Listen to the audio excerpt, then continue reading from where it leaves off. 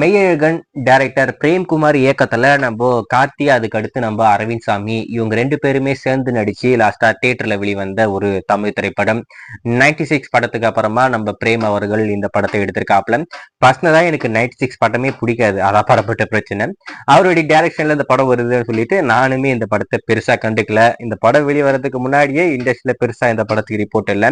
ரொம்பவே ஆவரேஜான படம் தான். அது மட்டும் இல்லாம ரொம்பவே லேகா இருக்கு, அது எப்படி ஒர்க் அவுட் ஆக போகுதுன்னு தெரியல அப்படின்ற மாதிரிலாம் சொல்லிக்கிட்டு இருந்தாங்க. ஏன்னா படத்துடைய ரன் டைம் கிட்டத்தட்ட 3 மணி நேரம். இந்த படத்துல கதைன்னு சொல்லிட்டு ஒண்ணுமே இருக்காது. அப்படி இருக்கும்போது 3 மணி நேரம் எப்படி இந்த படம் தாக்கு பிடிக்கும் அப்படின்ற மாதிரி நானுமே யோசிச்சுக்கிட்டு இருந்தேன். படம் வெளிவந்து எல்லாரும் சொன்ன விஷயமா தான், படம் ரொம்ப பெருசா இருக்கு, லேகா இருக்கு, பேசிக்கிட்டே இருக்காங்க அப்படின்னு சொல்லிட்டு எல்லாரும் நெகட்டிவ் கமெண்ட்லாம் கொடுத்ததுக்கு அப்புறமா இன்னையில இருந்து இந்த படத்துடைய ட்ரிம்டு வெர்ஷன், அதாவது மொத்தமா ஒரு 18 நிமிஷம் இந்த படத்துல இருந்து இப்போதைக்கு ட்ரிம் பண்ணியிருக்காங்க. இப்ப அந்த புதிய வெர்ஷன் உங்களுக்கு இன்னையில இருந்து தியேட்டருக்கு வரப்போகுது. இப்ப இந்த படத்துடைய ரன் டைம் பாத்தீங்கன்னா 2 மணி நேரம் 35 நிமிஷம் அப்படின்ற மாதிரி சொல்றாங்க. இது ஒரு உண்மையான வெற்றியா? அதாவது நிறைய பேர் இந்த படம் நல்லா இருக்குன்ற மாதிரி நீங்க சொல்லிக்கிட்டு இருக்கீங்க, நான் இல்லைன்னு சொல்லல.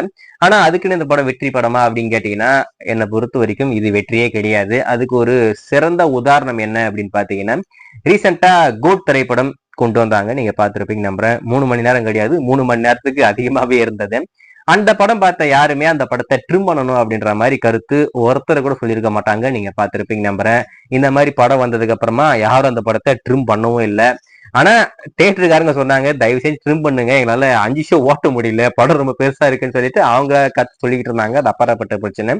ஆனா ரசிகர்களா யாருமே இந்த படம் ரொம்ப பெருசா இருக்கு, இதை ட்ரிம் பண்ணணும் அப்படின்னு சொல்லிட்டு யாருமே கத்து சொல்லவே இல்லை. அதுதான் உண்மையான வெற்றி. அதாவது நம்ம வெங்கட் பிரபு அவர் டைரக்ட் பண்ணி 3 மணி நேரத்துக்கு மேல இருக்கு அப்படின்னு சொல்லிட்டு நம்ம பயந்துகிட்டு இருந்தோம். ஆனா அந்த பயத்தை அது எல்லாமே சல்லியா நுறுக்கி, நான் 3 மணி நேரத்துக்கு மேல எடுக்கிறேன், அந்த படம் பார்த்துட்டு எல்லாருமே நல்லா இருக்குன்னு சொல்லுவாங்கன்னு சொல்லிட்டு தில்லா அந்த படத்தை தியேட்டர் கொண்டு வந்தாப்புல. படம் வெளிவந்துச்சு, ஹிட்டாச்சு, வர்த்தக ரீதியா பெரிய ஹிட்டு. அதுக்கு அடுத்து அந்த படத்தை ட்ரிம் பண்ணணும் அப்படின்றதுக்கான பேச்சுவார்த்தை யாரும் பண்ணவே இல்லை. படம் கடைசி வரைக்கும் அதே ரன் டைம்ல தான் தியேட்டர்ல இருந்துச்சு. ஆனா இந்த படம் வெளிவந்த 2வது நாளே ட்ரிம் பண்ணணும் அப்படின்னு சொல்லிட்டு போயிருக்காங்க.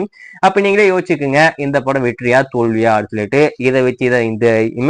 இதை வச்சுதான் என்னால உங்களுக்கு தெளிவா சொல்ல முடியும். மற்றபடி என்ன சொன்னாலும் உங்களுக்கு புரிய போறதில்ல. இது ஒரு நல்ல படம் தான், நீ தான் நெகட்டிவா சொல்ற அப்படின்ற மாதிரி சொல்லுவீங்க. அது அப்பாற்பட்ட பிரச்சனை. நானுமே அந்த படம் பார்த்தேன். கடைசி ஒரு 30 நிமிஷமா என்னமோ பாக்குற மாதிரி இருக்கு. மற்றபடி அதை குடியானுங்க 2 பேரும் பேசிக்கிட்டு இருக்கானுங்க. மற்றபடி அந்த படத்துல என்ன இருக்கு நீங்களே சொல்லுங்க பார்ப்போம். ஏதோ ஒண்ணு, மெய்யழகன் படத்துடைய ட்ரிம்டு வெர்ஷன் இன்னையில இருந்து தியேட்டர்ல இருக்கு. பார்க்கணும் அப்படின்ற ஐடியா இருந்தா போய் பாருங்க.